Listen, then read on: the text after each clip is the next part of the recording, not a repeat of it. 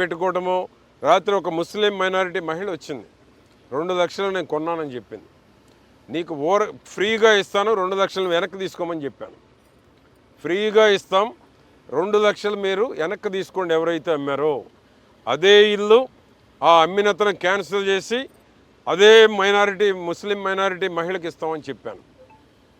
ఆ విధంగా చేయబోతున్నాం. టిడ్కో హౌసెస్ తప్పకుండా పేదవారి కళ సాకారం చేసేటువంటి దానికి షేర్వాల్ టెక్నాలజీ. చూడండి, 5 ఏళ్ళు పాడుపెట్టిన బిల్డింగ్ ఎక్కడన్నా చెదిరిందా? ఎక్కడ చిన్న రిమార్కు కూడా లేదు. ఆ విధమైన క్వాలిటీతో నేను దగ్గరుండి కన్స్ట్రక్షన్ చేయించాను. ఆ యొక్క బెనిఫిట్ చిలకలూరుపేట పట్టణంలో ఉన్న పేదవాడికే చెందాలి. నిరుపేదలకి ఆ 6512 గృహాలు వారి సొంతం చేస్తాం. వారి సొంత ఇంటి కళ సాకారం చేయబోతున్నాను.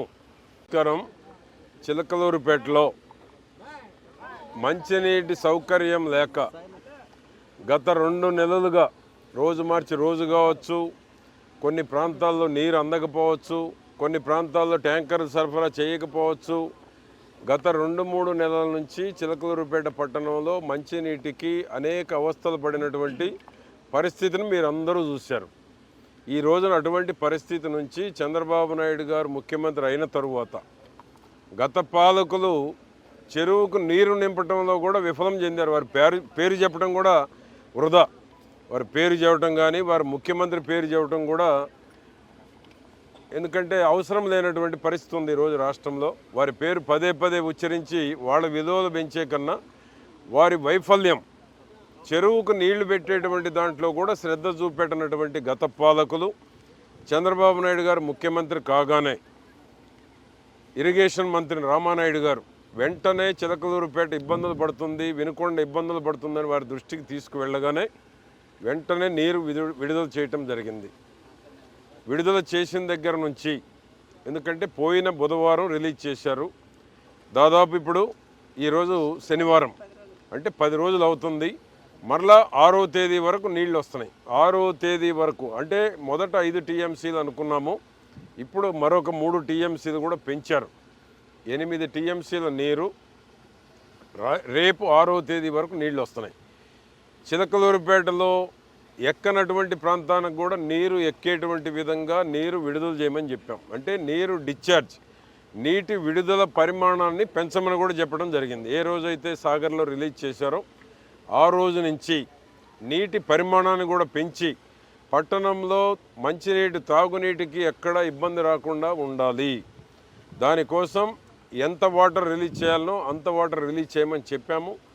భవిష్యత్తులో కూడా త్రాగునీటికి ఇబ్బందులు లేకుండా ముందు జాగ్రత్తలు తీసుకొని ఇప్పుడు ఏ విధంగానైతే చెరువును నింపుతున్నామో అదేవిధంగా భవిష్యత్తులో చిలకలూరుపేట పట్టణ ప్రజలకి మంచినీటి ఎక్కడ సౌకర్యం పూర్తి విజయవంతంగా ఉండేటువంటి విధంగా చర్యలు తీసుకోవడం జరుగుతుంది.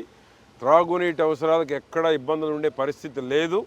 నిన్ననే ఈ 2 రూపాయలకి ఏదైతే మనం 20 లీటర్ల క్యాన్ అనుకున్నామో ఎన్టీఆర్ సుజల, దాన్ని కూడా వీలైనంత త్వరగా ఈ 5వ తేదీ నీళ్ళు అయిపోయేటప్పటికి ఆ తర్వాత వారం రోజుల్లో సుమారుగా ఆగస్టు 15 ఏదైతే అన్న క్యాంటీన్లు పెడుతున్నామో అదే రోజు ఎన్టీఆర్ సుజల కూడా ప్రారంభించాలని చూస్తున్నాము. ఆ రోజు వీలైనంత వరకు నారాయణ గారిని, మున్సిపల్ శాఖ మార్చులు నారాయణ గారి చేతుల మీదుగా ఆగస్టు 15 అన్న క్యాంటీన్ ప్రారంభోత్సవం రోజు ఎన్టీఆర్ సుజల కూడా అదే రోజు ప్రారంభించి 25 అవుట్లెట్లు ఉన్నాయి.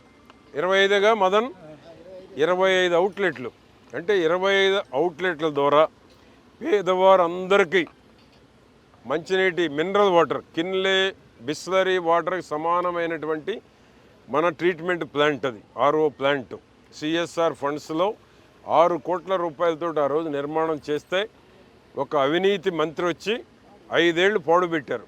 మధ్యలో 20 లక్షలు రిపేర్ చేశాం. మళ్ళా అక్రమంగా SC ST యాక్ట్ పెట్టి తెలుగుదేశం పార్టీ నాయకులందరినీ ఇబ్బందులకు గురి చేశారు. మరలా ఇప్పుడు మరొక 20 లక్షలు పెట్టి రిపేర్ చేయించి 25 అవుట్లెట్లకు కూడా నీరు ఇవ్వబోతూ ఉన్నాము.